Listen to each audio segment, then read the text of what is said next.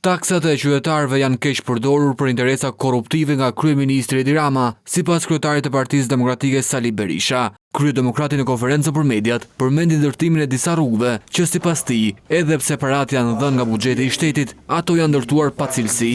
Mafia e surrelit është mafia më e rrezikshme e Europës.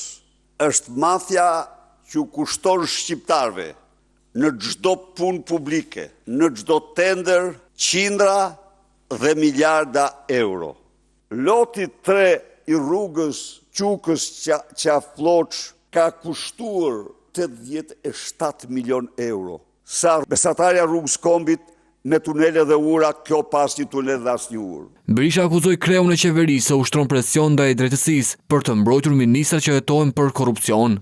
Edi Rama ka bërë parzmore strofullin e fundit të plaçkicëve në Shqipëri, gjykatën kushtetuese. Njerëzit të vendosur nga kushtetuta në një nga pozicionet më të larta të shtetit provojnë se s'kan der as dinjitet as moral zyrtari. Kundër përgjigje ndaj qeverisë për Berishën është protesta e datës 10 shkurt. Do të jetë triumfi i qytetarëve shqiptar ndaj kësaj organizate kriminale. Strategjia e Partisë Demokratike është absolutisht betejë gjerë në rrëzimin e Edi Ramës.